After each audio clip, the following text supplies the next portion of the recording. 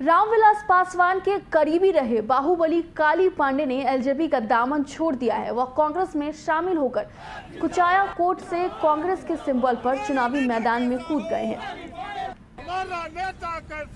काली पांडे के बारे में बताया जाता है कि वह रामविलास पासवान के सबसे करीबी थे, लेकिन रामविलास पासवान के निधन के बाद उन्होंने एलजेपी को छोड़ दिया। चिराग पासवान के एनडीए छोड़ने के फैसले का वह विरोध कर रहे थे, लेकिन चिराग अपने फैसले पर कायम थे और 143 सीटों पर लड़ने का फैसला उन्होंने कर लिया। आपको बता दें कि गोपालगंज जिले के कुचाया कोट विधानसभा से कांग्रेस के काली प्रसाद पांडे ने अपना नामांकन पत्र दाखिल किया। वहीं उन्होंने नामांकन के बाद कहा कि ये मेरा पुराना घर है।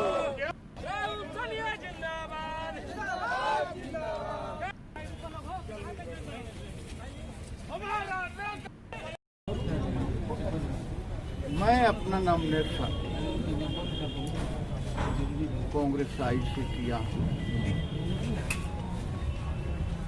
क्योंकि ये मेरा पुराना घर है और मैं सबसे बड़ा त्याग किया था। तुमको याद होगा कि 89 में जब सारे अपोजिशन रिजाइन दे रहे थे पार्लियामेंट के अंदर, तो मैं पहला व्यक्ति था जो अपोजिशन बेंच से अकेले राजीव गांधी का साथ दिया। उनके मरने के बाद जब नेहरू फैमिली माननीय सोनिया जी ने ये घोषणा कर दिया कि अब राजनीति से कोई मतलब नहीं, तब मैं रामविलास पासवान जी के साथ आया। 20 साल की अवधि उनके साथ बिताया। दुर्भाग्य है कि आज हम लोगों के बीच जो नहीं है। मुझे प्रस्ताव आया कि आपको गोपालगंज कुचाई कोट से लड़ना है।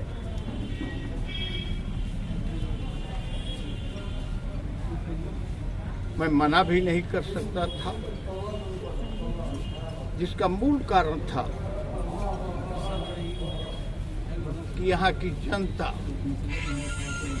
मेरा सोना, जीना, चलना, मेरी स्थिति ये बन गई थी जिस तरह आदमी पागल होता है, न जाने क्यों, कि बाबा आप नहीं लड़िएगा तो आतंकवाद कैसे खत्म होगा, आप नहीं लड़िएगा तो क्षेत्र का विकास कैसे होगा, आप नहीं लड़िएगा तो गुंडा राज कैसे खत्म होगा। ये सारी परिस्थिति मुझे बाध्य कर रही थी। मैं इतने लोगों की भावनाओं को अनादर नहीं कर सकता था। कल मुझे एक बाइक आदेश हुआ कि आप नॉमिनेशन करें। मैं तुरंत प्लेन पकड़ा और नॉमिनेशन के लिए आया। सबसे बड़ी बात मेरे लिए ये है कि आज मुझे हारे हुए 35 साल हो गए। एक बार और 2 बार आदमी हार जाता है तो निराश हो जाता है, उसकी राजनीतिक क्षमता खत्म हो जाती है। लेकिन इन 35 वर्षों में लोग मुझे वोट दिए या नहीं दिए, यहाँ गए, दिल्ली गए, मैं सबकी सेवा की। ये मेरा जिंदगी का आखिरी चुनाव है और मैं लोगों से यही कहूंगा कि आखिरी वक्त आता है तो दुश्मन से भी दुश्मन साथ देता है। सभी लोग दल से ऊपर आकर एक व्यक्ति जो असहाय है, एक व्यक्ति आज तक जूझता रहा। बहुत नए लड़के लोग लड़ेंगे, वो फिर लड़ सकते हैं,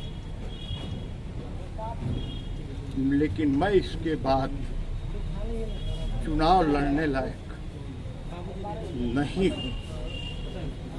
इसलिए मीडिया साथियों, जनता के साथ आपका सहयोग इसलिए चाहिए कि आप सच्चाई को सामने लाए।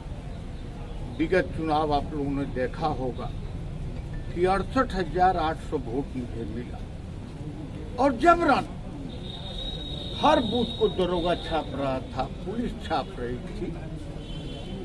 अगर उसको आप लोग रोकने में मेरा साथ देंगे तो ये भी चुनाव 84 की तरह मैं विजय प्राप्त करूंगा। धन्यवाद।